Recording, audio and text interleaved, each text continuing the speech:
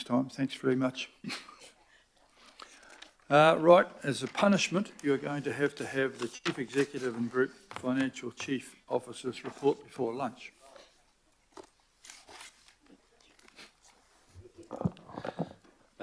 Thank you, Your Worship. Is Ross making as well? I shall start anyway. Kia ora, councillors. Nice to be with you again this month.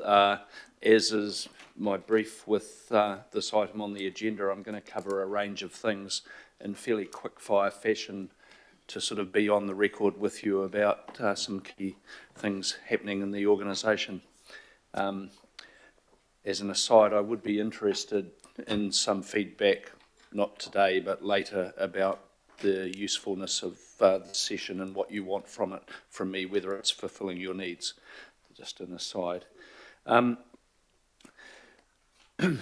So the changes made in the organisation have largely bedded in post-restructuring, and we're, I would suggest, about 2/3 of the way through the work that's happening to embed the changed leadership cohort with some variously training and joint planning. That's going well. We've just completed a staff engagement exercise, which is our key tool for checking the extent to which staff are on board with the direction that we're heading in as an organisation, motivated and such like, and I'm pleased to tell you that that score has increased reasonably significantly. So we're in a good place. It's moved significantly from last year and the year before that. Service highlights wise, I won't be exhaustive here. I really just want to illustrate a point I've made at a previous session, which is to say that year on year, demand for services has continued to increase.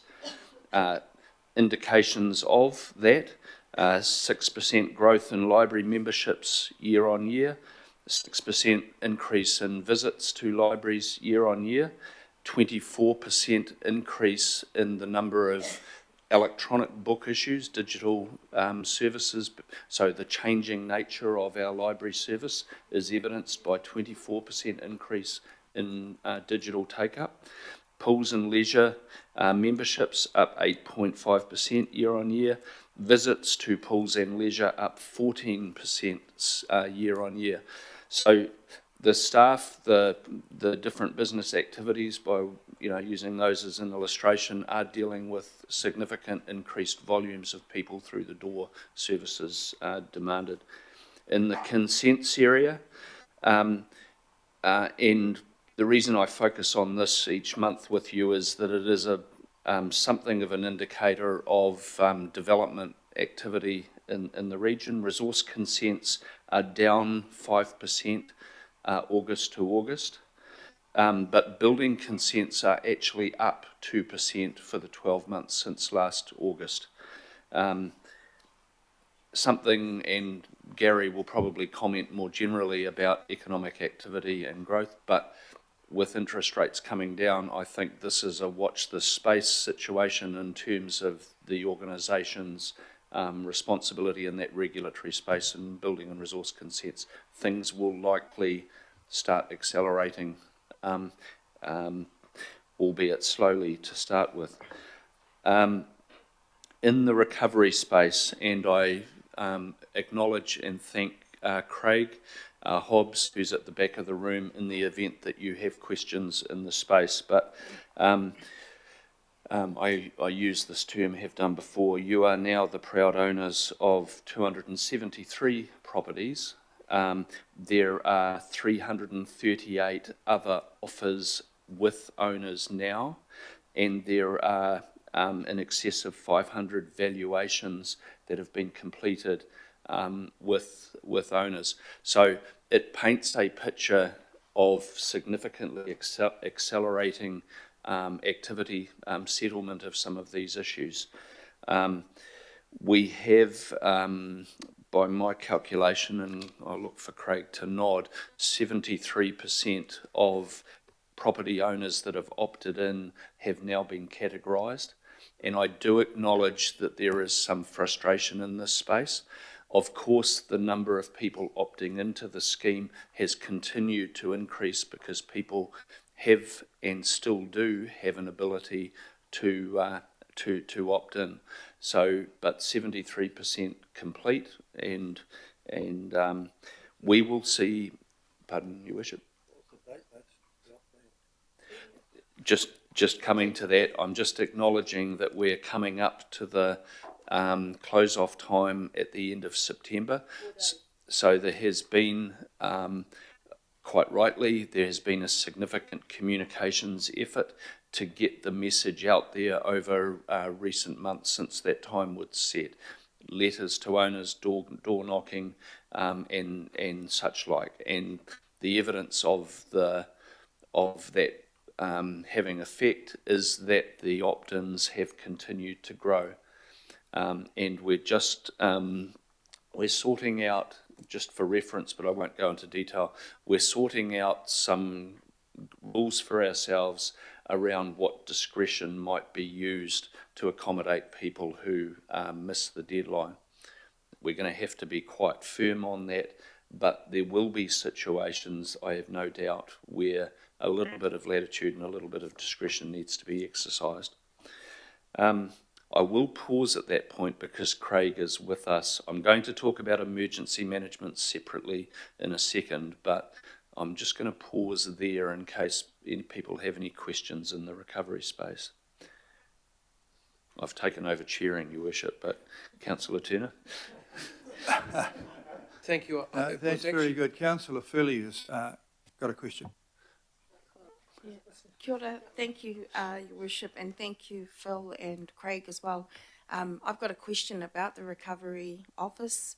I'm sure everyone will have seen the heartbreaking story on the news from a family in Māngere. And I remember her because she was at one of the meetings, one of the early meetings at the Māngere Bridge Memorial Hall earlier in the year, and she was distressed then. And it was very clear she was traumatised then. And I know that we connected her to the navigators then, and she'd said she opted in at a very early stage of the process. So it was very distressing to see her on the news in tears, living in basically a construction zone all these months later. So I would like to hear from you, Craig, and your team about what's going on there. Kia ora. Kia ora, Councillor Fully, through the chair. Yeah, look, very sad situation and not one that we want to see occurring regularly. There is, in terms of the categorisation of that particular property, it was put on pause as we work through the major infrastructure intervention projects that we've now pretty much signed off. You've signed off. We're still waiting for the orders in council, obviously, to come through at the end of this month, but we'll get onto that project very quickly. That work change the dynamic of, or will change the dynamic of the categories of properties. Some who were category 3 will become category 1. Not sure about Helen's particular circumstance. Just in terms of that particular example though, we weren't aware she was back living in her house. She went into temporary accommodation. That finished, and then there were some issues between bank and insurers as well. As soon as we found out that she was in that circumstance as of May, we've been working with her to try and get some resolution. It's not a simple circumstance, I'm afraid though. But yeah, certainly don't want to see any more situations like that if we can help it. Kia ora, thank you. And I think that I did try to raise these issues early on when we were in workshops talking about the effect that doing the work, the $53 million work, would have on families in Māngere, and that it would look, the way it would look to the public as well. So I'm really concerned that our reputation is taking a hit in that space. Kia ora, thank you. Thank you for that. Councillor Filipina, please. Thank you, Chair. Craig, after Phil just mentioned the 73% that you currently have, can you tell me, out of the ones that you know, how long do you think that process would take? Yeah, kia ora, Councillor, again through the chair. We anticipate having all the categorisations finished by the end of this year. that's the plan. We're working hard to that. We've had some accelerated funding from the Crown to allow us to go faster, and we're currently applying for more to get more flooding technically resourced in. The issues we do have, or the categorisations predominantly, are flooding. So we're pushing as hard as we can as an expectation to finish the categorisation by the end of December. Kia ora, Craig. So, pātai to you, Phil.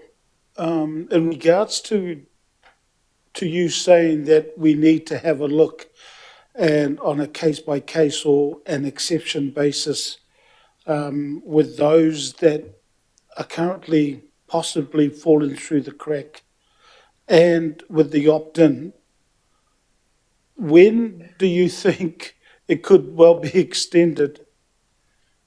I want to be quite careful here. I am not talking about extending the opt-in arrangement. You made a very clear decision around that, and it's important that there's certainty for the community.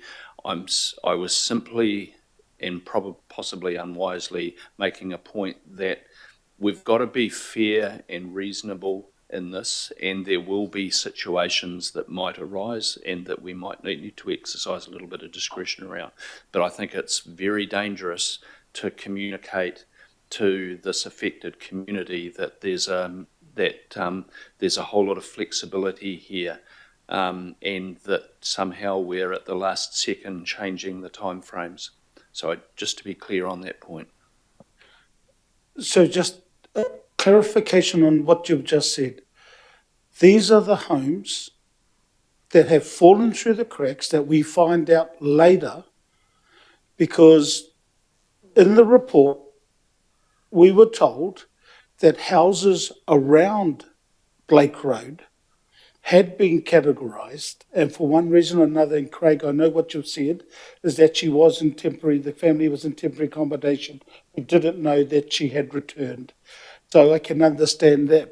But what happens to those out of no fault of theirs, and our process around navigators, our process around communication, but we find one or two, there may be more, falling through the gap. What happens then? Well, and what I'm suggesting is that using the principle of fairness, we'll give those consideration as they come through. I just want to make sure that that I'm not confusing anyone here. Anyone who has opted in and is in the queue at the time this closes off continues to be processed and progressed. No, that's clear, because Craig's explained that we're hopefully trying to get them through by the end of the year. So I understood that, so I wasn't confused. It's those that we have now finding that are slipped through the cracks. Now, Chair, I just wanted to sort of table with you that I've got questions as well based on, not about this, but other questions based on what Phil Wilson has said. So I'll do those after the recovery ones with Craig. Kia ora.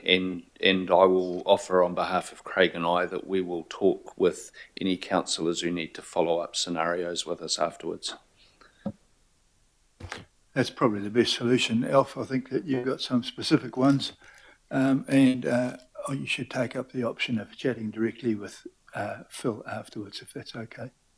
Yeah, no, I'll be ringing Mace and Craig. Okay, Good way. Councillor Turner has one. Thank you. Just to Mr. CEO, 14% year-on-year improvement in those other figures. That's a compounding effect. Have we got enough population growth to achieve that? You know, library visits, 14% year-on-year improvement in visits. Is that a compounding number you're giving me? Oh, that is simply the increased volume in people through the door between this time last year and now. Oh, you made the comment year on year. Compounding, yes, in the sense that there in the years prior to that, it's also been significantly increasing. Okay, thank you. And for the staff, so the houses that we've brought, we're either shifting, deconstructing, or demolishing. And I did ask last time where that money was coming from. That seems to be a gelatinous figure that is off to one side at the costs of that. And we were also talking about the costs of deconstruction compared to straight out demolishing. Have you got a breakdown of how many are being shifted, how many are being deconstructed, how many are being demolished, and what the recovery out of the deconstruction is value-wise, and how that sits to the overall cost of getting rid of these houses? Thank you, Councillor Turner. Through the chair, we will be coming to you in October with some numbers around that. We're just doing that analysis at the moment. I know that there are 50 homes that have been identified for relocation, and we are currently working with a number of groups, including iwi and community groups, around taking some of those properties. It is fair. It's those relocatable homes. Yes. Yep. It is fair to say it is costing more to deconstruct than to demolish, and that is something that we do want to come back and talk to you about. The budgets have been set based on the forecasted numbers for each of those different categories, though. So it may not cost more to deconstruct, if we know what the income from that, and that's what I'm looking for. Just make sure. Thank you. Yeah, no, I appreciate that. One thing I would say is we have sat down with Kāingaroa last week. They do a lot of work in this space, as you'd appreciate, benchmarked our costs versus theirs, and we're pretty much on par, which I took some comfort from, but there's still work to be done around that analysis and making sure we get the right decisions being made. Thank you. Just looking for the clear figures of returns on outputs. Thank you. Craig, if I might, a question's been raised with me about effectively, are we optimising the number of properties that are being relocated, saved and relocated? Thank you, Phil. Through the chair, as far as I'm aware, Phil, at the end of the day, there's a limited market for relocatables, and we have gone out to quite a wide group to see who's interested in those, and we're working with them as best we can. Of course, there are a number of homes that can't be relocated either, and there is cost prohibitive factors in there if you're moving brick homes versus timber homes and so on. But again, I'll get all that analysis to you in October. Hey, I raised that. I think I'll talk to you offline because I'm not quite sure you've gone about that the best way. There are a number, you've got to open up very widely, and there are lots of people who see value where people don't. And there are lots of people there's a lot of times when deconstruction is the worst option, is leave it there, let people help themselves. Councillor Stewart.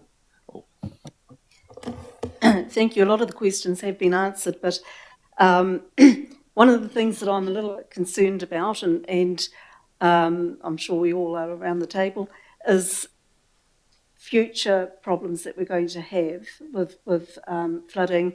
And I just go back to my famous Freiburg Angelo catchment, where over the years, well, since 2004, I've been going on about it. We've actually allowed a whole lot of development to go, 6 dwellings in a flood-prone area. And I know that the mayor, prior to him becoming the mayor, he actually went out to have a look at it, and as a number of other people. But very, very concerned that we've been allowing, and even after we had the flooding issues, we've actually allowed to have development to happen when we've known that these are areas that are down in a valley, and where there's a stream, and the water is waist high in some of the properties, and we've actually had just recently, not so long ago, around about June-ish or something like that, and I mean, before it was signed off, we actually had, some of our consenting staff had actually signed off to allow 6 more developments to go there. So I can see we're going to have future problems. I know Councillor Watson, you've been out there to have a look at, and Councillor Walker, and a number of you around here. This is very, very disappointing that we're allowing. So I think we need to start pulling the brake, and we've got to stop this kind of development being allowed to happen. And even though the government says that, it's allowed to happen, if we know that this is going to be a future problem for people, we're going to have people that are going to be moving into these houses that into the future we know they're going to flood.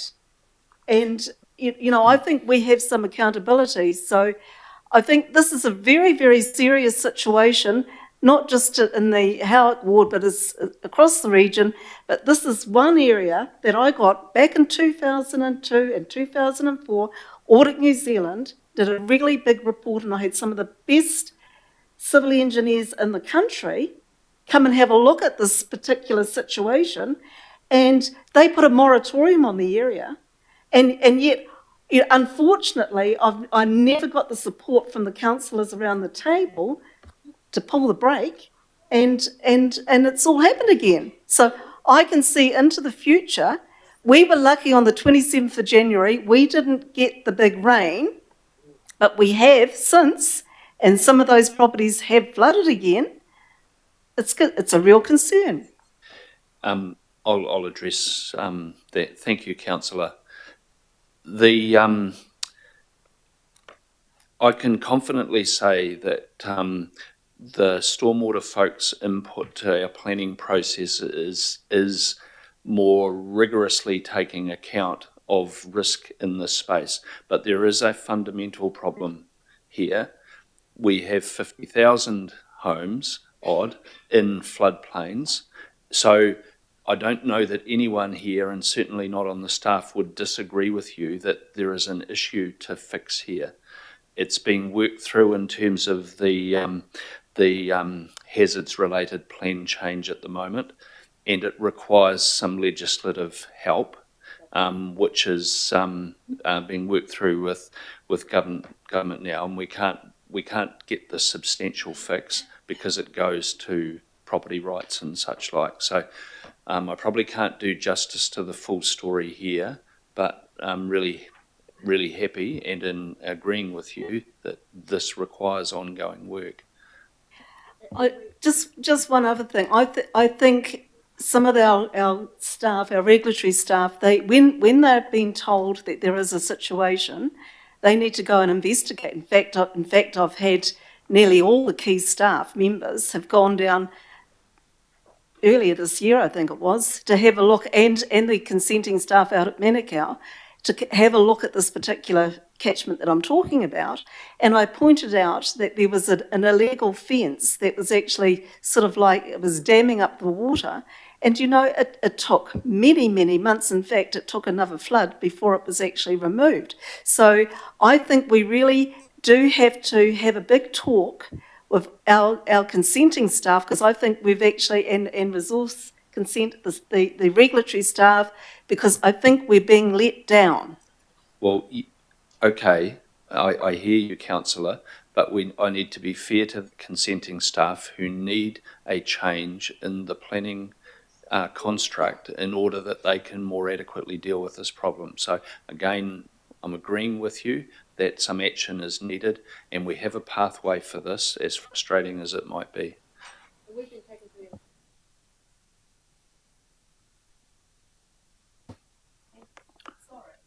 I'll just get through this officially. I've got councillors Ferry and Hills. Thanks. Noting we're just doing recovery office stuff at the moment, I really appreciate the opportunity, so thanks for bringing Craig up, Phil. So I just have two hopefully quite quick questions. So in your answer to Councillor Filipaina, you said that, so we have 73% have received categorisation, and then Craig, you said that we're aiming to get everyone categorised by the end of the year. So does that mean, because one of the messages that that we have been giving is people who registered last year should expect a category this year, but people who registered this year may not get a category until next year. So does that mean we're feeling confident and we're actually going faster than we thought? I mean, so if someone registers today, because I've got a couple more days, I feel more confident telling them they might not get a category until next year, but it sounds like we might be doing better than we thought. Yeah, thank you, councillor, through the chair. It's certainly better to under-promise and over-deliver, Yeah. no doubt about that. But we have, as I said, received funding to fast-track the categorisation work from the Crown. So we're in the process of upping our numbers at the moment.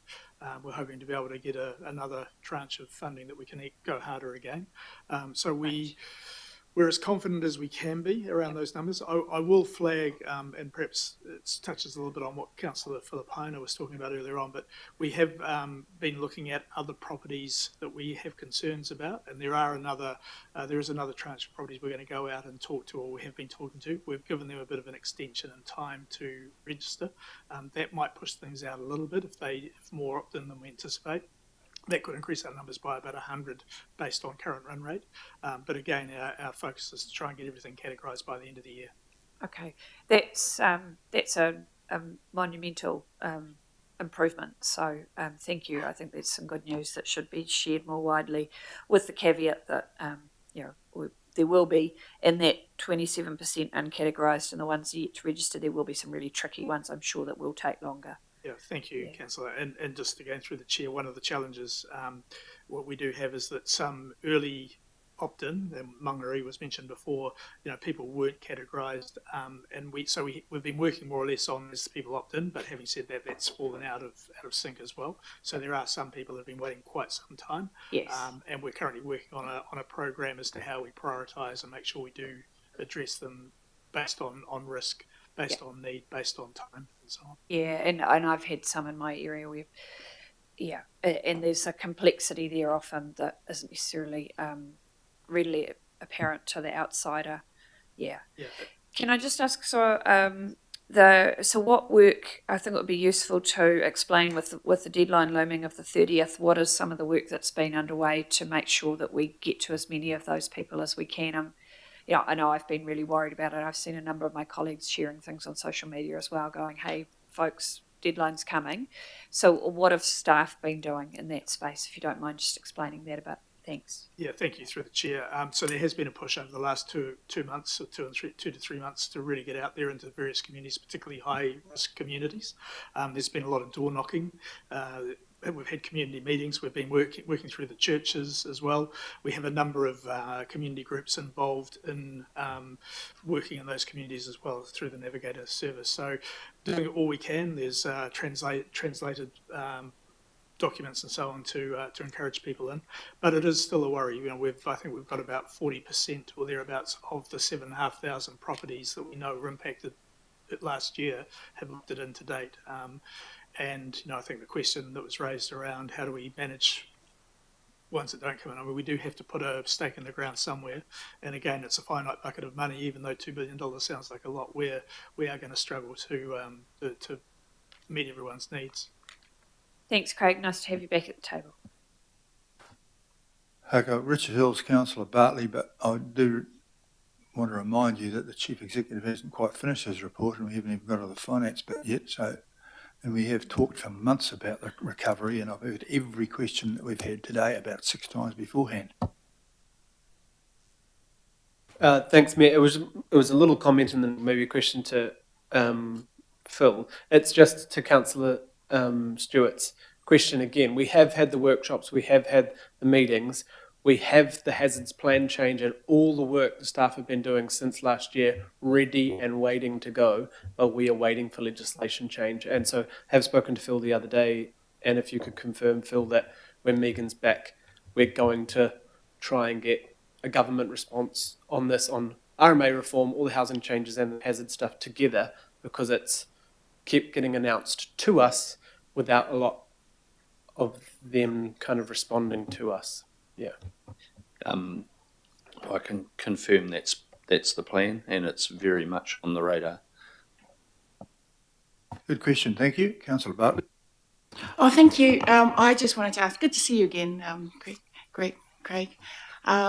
And I suppose my question is to Phil and Craig. What do we do when the next one happens? Everything is all on this recovery, this buyout of all these houses, but this isn't going to be the last time we have this kind of event happen. Kia ora, Councillor. I think, and thank you for your welcome. I think there's 2 components to that question.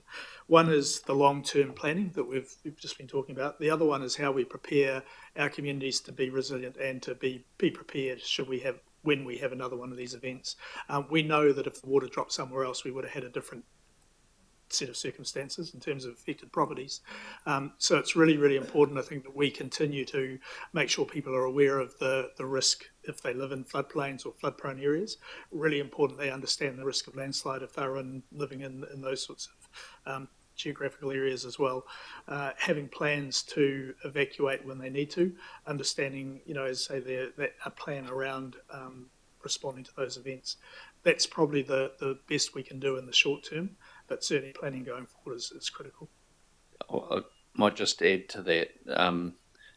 When we negotiated the arrangement with central government, we firmly raised the need for there to be a national scheme around adaptation and a well thought through national response to this situation, because we're not alone. A lot of councils, a lot of communities have faced this, and it will happen again. And I don't particularly think we should be happy with the prospect of putting something together in a slightly ad hoc fashion in response to the next event. We need something that's considered and consistent at a national level. So I think, that, and of course, we're also doing our bit to try and build our own resilience through making space for water projects and what have you, but they're long, it's a long-term investment and a lot of work to kind of get that level of resilience to flood risk, for example, up in the region. So it's a very good question to raise and keep an eye on.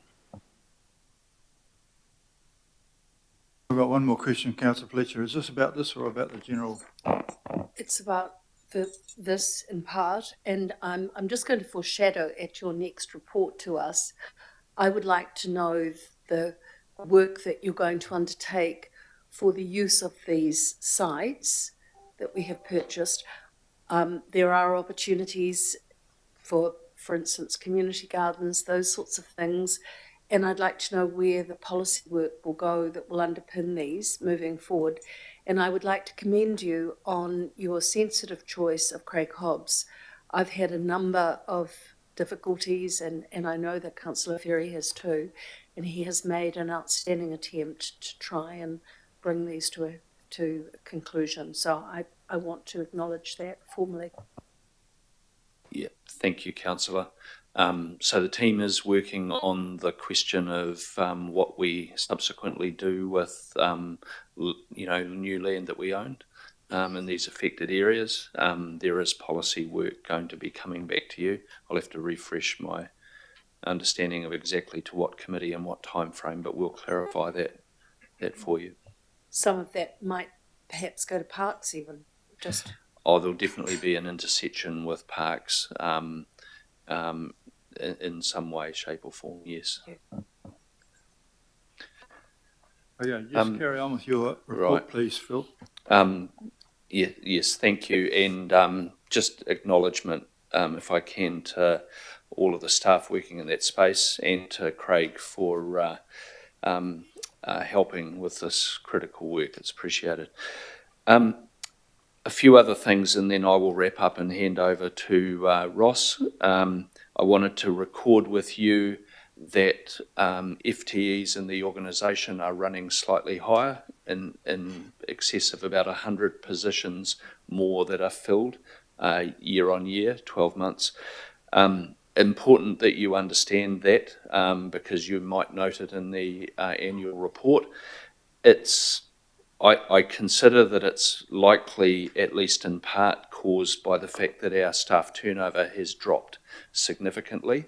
It's now at 10.5%, which is on the lower side. It had been up at the 16-17% level. So simply, some of it's a function of turnover in the organisation reducing. And second point, don't misunderstand it. It is still well within the cap that was negotiated with me for headcount in the organisation, and so we're doing okay. And if I might, in the context of the additional work flowing through the LTP and $500 million of increased capital investment at a group level, it's something of a miracle that it's not higher. So I'll leave it there. I don't want to get into a debate about working from home. It's had lots of media attention this week, but it's important that I kind of record that I think we do have the balance about right. I don't have an appetite for revisiting our policy in this area. We actually have higher occupancy of our key office buildings than we have done for several years, and it is above a level prior to COVID. Okay, so it's well recovered in that regard. I do acknowledge that we have concentrated staff in particular locations, e.g. bringing 2 of the CCOs into the Albert Street building. But actually we're in a good place in this regard. Flexible working is valued by staff, and it's not all about working from home. We do have flexible workspaces in office buildings around the region, and it does make a big difference to people, even if it's 1 day a week, to have an opportunity to work in our Manukau office rather than commute in from Pukekohe, or whatever other equivalent example you want to choose from around the region. It is valuable to people. It helps them, manage family and other responsibilities and reduces commuting costs. So we're in a good place here. I also acknowledge the concern about the number of people in the city centre, some of the advocacy that's happened around that. Again, I think the numbers speak for themselves. I don't consider that council is a problem in this regard. We might want to share our example with some other employers if that's our concern, but I don't want to be in a situation where I address that problem by further centralising staff in the city centre to the detriment of the other town centres and metropolitan centres that we have offices in. So that's sort of my position in that regard, and I thank you for your support around that. A few other things. Be aware that there are a number of rating sales being progressed. Okay, non-payment of rates, companies falling over, and where the proponent for liquidation. I'm not getting the legal language there right, but you'll follow what I mean. So there's expected to be a little bit of media coverage around that. I'm talking in the region of 12, and if there are questions, Ross will bail me out in a moment. Watercare making good progress in terms of where they're at with the reform work. They are heading towards their own credit rating, and that's a focus in that regard. Following the moves to get balance sheet separation. Auckland Future Fund, the first meetings of the directors have been held, and progress has been made around key milestones there, including the signing of the trust deed now. I acknowledge Councillor Fletcher's support and leadership around that. And if I might, just to let you know that board is meeting on, being a CCO, that board is meeting on Friday, and there is an invitation for any councillors who want to or who are in the city to meet those directors and familiarise yourselves. They're keen on that relationship building. Continuing work on CCO review. I won't talk to that in any detail. 3 final things. Please be aware that I am applying for accreditation for living wage status for the organisation. This follows your earlier direction to me around that, that you wished us to go down that path. As a kind of prudent step, we've made sure we understand what the cost implications of that are. They are in the region of about $2 million to address non-living wage practices in a few of our contractors, notably, for example, the security people who do noise control work for us after hours. So that is manageable, and you can leave that with me, and we will be pursuing that accreditation. Very finally, I want to acknowledge that today the report of the Auditor General will be tabled in Parliament around 2 p.m, which is the work. They were going to revisit their earlier recommendations to us about our preparedness and emergency management terms. We negotiated with them for them to do a fulsome review of all of the reports and the actions, the Mike Bush report and what have you. So that report, which I have an embargoed copy sitting on my desk here, it speaks to the progress we've made with all of those actions. I'm not going to comment on what it says because it's embargoed and we need to respect that. But post about 2 o'clock, it'll be available to you, and we will, with Councillor Stewart as chair of the relevant committee, we will be responding to media in that regard. And I'm looking to have an opinion piece that sets out where we're at for the Herald tomorrow, if they choose to accommodate that. Your Worship, I will leave it there and hand over to Ross. Kia ora. The report mentions, the Auckland Future Fund. I won't go into that. Phil's talked about it. I'll just mention that, next, in terms of the governing body, the next steps here are at next month's governing body. There'll be two items coming to you around the Future Fund. One is the next status report on how things are progressing. And then the other bit will be the draft statement of intent. Because the Future Fund is a substantive CCO, there's a statement of intent process, and so they'll come through to you for your approval to go back to the funds to finalise. Also in the report, we talk about credit rating assessments. So over the course of this month, we've had both Moody's and Standard & Poor's come in and do their annual credit rating review. We've had Moody's come back and reaffirm the current credit rating of AA2. So no change to the rating or the outlook, so it's a good result. We're still waiting to hear back from Standard & Poor's, but they haven't raised any sort of major new issues with us. And the Moody's report, they talk about, well, what are the factors that are supporting the council's strong credit rating, and that's our well-established institutional framework, the strong relationship we have with Crown in terms of lots of constructive funding relationships, and then the unfettered right to adjust rating level, so without any restrictions on the level that we can rate. And the challenges, though, are the high inflation and interest rate environment that economic challenges that everyone is facing, and Gary will give you the latest update on that, as well as we're a relatively high debt burden compared to other local authorities on a global basis. So just a high debt burden is always a challenge, and if debt goes higher, it puts pressure on the rating, as you expect.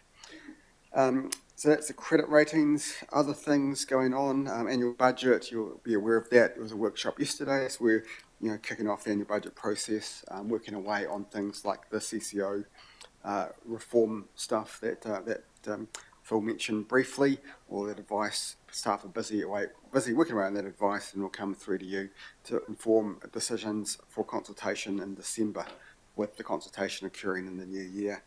Other things the finance team have been busy on are development contributions in the annual report, and they're coming up later in this agenda. In terms of the numbers for August, the financial dashboard is available, attached to the minutes, attached to the papers on Nexus. Slightly a new look format. We've tried to simplify, streamline it, make it 3 pages, sort of clear bullet points on what some of the key highlights are, and key points, just to try to make that a bit clearer. Happy to take any feedback once you have a chance to look at that, if that is a format useful, or do you want to see something more different. In terms of how the numbers are looking, in terms of CapEx delivery for the group, we've had pretty strong capital delivery for the first 2 months of the financial year, 580 million delivered year to date, so 91% delivery against budget. That includes the acceleration of some of those Category 3 buyouts that have been talked about already, but also strong delivery across the board. Auckland Transport has delivered 83% of the budget year to date. Some of that's slowed down a little bit because of the funding concerns with the in terms of a bit of that uncertainty around the National Land Transport Plan coming out, and there's further work going on that through the Transport Resilience and Infrastructure Committee. And there'll be some decisions for the governing body and that committee to make on how we work through some of those funding issues. Once we have that confirmed, that will hopefully Transport can get on with more of the delivery. Some of the highlights in August for Transport delivery, the work with fixing the substantial slip in Birkenhead, Hinimoa Terrace. So that slip remediation is now complete. Similarly, in Wiranui Road in Wainui, that slip is repaired as well. 122 piles all drilled, completed, and the road reopened. So quite a major slip fully reinstated. Water care also it's had reasonably strong delivery, 75% against budget. Some of that is just some delays in terms of just getting geared up with design, etc. And more in the preparatory phase. In terms of operating performance for the group, pretty strong operating results. Revenue was 4% up on budget for the group. That was higher building resource consent revenue, higher water volumes, strong returns, strong revenues through the Port of Auckland. Water care's infrastructure growth charges continue to be ahead of budget, but some of the transport grants and subsidies a bit less than expected. So revenue overall for the group 4% ahead of budget. Good performance. On the spend side, the expenditure was 7% under budget. So both favourable on both the revenue and the expenditure side of the equation.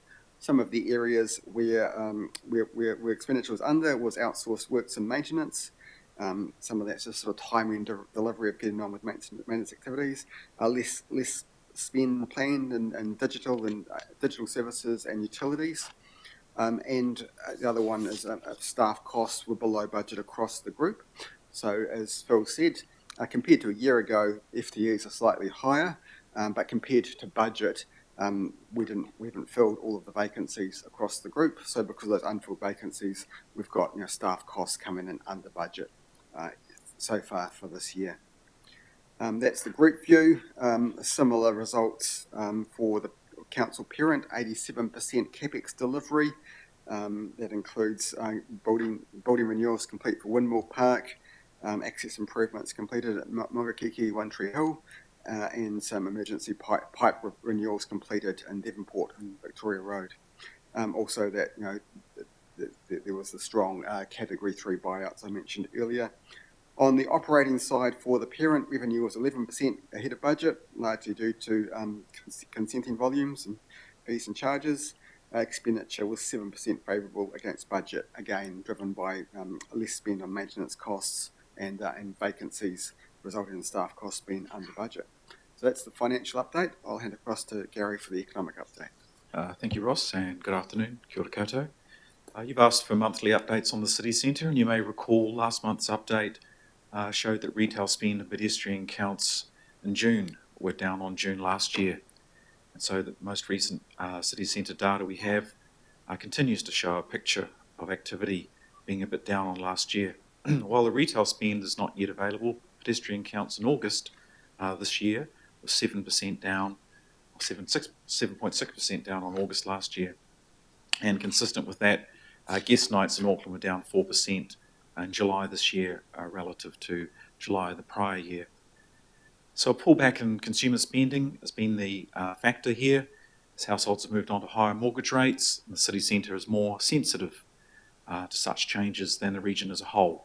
And that's because its offering is more weighted towards discretionary items, particularly in the hospitality and accommodation space. And the latest Auckland Economic Quarterly has some data on that in visual form if you're interested. Of course, the city centre picture sits within the broader economic context, and you may have seen data out last week that shows that New Zealand's gross domestic product, or GDP, fell 0.2% in the June 2024 quarter, and that follows quite weak growth of 0.1% in the March quarter and flat growth in the December 23 quarter. And so we can expect Auckland's GDP, although we don't have timely data, broadly follows that trend. Consistent with that, unemployment has risen in Auckland. At the end of June, it was 4.6%, the unemployment rate. That's up from 3.6% a year ago, and that represents an estimated additional 11,000 people unemployed. Some of that's due to the fall in consumer demand with job losses, but some of it's also due to high population inflows, so that our labour force is a bit larger. Housing market remains reasonably subdued. The median house price dropped 4% in August, so it was 960,000, down on just on a million a year ago. And then there were, in the 12 months to July, 13,600 new homes were consented. And all that's off the peak of 2023. It's still reasonably strong numbers if we look at it in historic context. Of course, if we look through this contractionary stage in the economic cycle, the outlook can be expected to be a bit more positive. The Reserve Bank has made its first cut in the OCR last month, as we discussed, and more signalled in coming months. Of course, there's uncertainty over the pace of those further cuts. Commercial banks have been offering sharper mortgage rates, and as households gradually refix their mortgages, most will be onto those lower rates and therefore require more of their income to be used up to service mortgages, which means they'll have more available for spending on things like retail and hospitality. Having said that, we would expect economic activity to remain relatively subdued in the near term. Thank you. Okay, I've got three questions. Philippina, Turner and the irrepressible. Thank you, Chair. The questions are to you, Phil, both of them. I wanted to see what update you have on the work that was going to be done by you around the opportunities or regarding other opportunities to go into the Auckland Future Fund. I know you're supposed to get back to us with an update on it, so I don't know how it's progressing and whether we've still got and the time around that, please. I can talk to that. So the timing that was agreed is it would come back to you within 12 months from when you made a decision in June. So it'll be June next year. So we are still working to that date. We're having some discussions around as part of the work on the property reviews and how we look at property functions across the group. We're kind of looking at what are some opportunities there in the property space. We're also having a look at some other options across the other assets we own and starting to work with some advisors in there. So yeah, it's a range of things. Some of that is going back to the Ernst & Young Cameron Partners reports from 2015. There's a big long list, and it's just some of them we've actually made lots of progress on. Some of those others we're not going to look at, and such as water care. There's because other things have happened, and we're kind of going through and we'll work through those other things. So there's work underway. We've got people working on it, and it'll come through. And we still think we'll have something on track, during next year. Kia, thanks, Ross. My last question is, it may be to you, Mr. Mayor, and that is in regards to the $20 million. Again, I've always asked this particular question because it affects the two legacy councils. So is it your office, Mr. Mayor, or is it the CEO that will be doing the work around how that 20 million is split? I mean, if you can split it down the middle, but I don't think it'll be fair on the councillors who represented the old Auckland City council area, because the populations in those areas are vastly different. But it still needs to be done. So is that through your office, Mr. Mayor, or is the CEO going to take on that one? Well, first of all, we'll get the 20 million.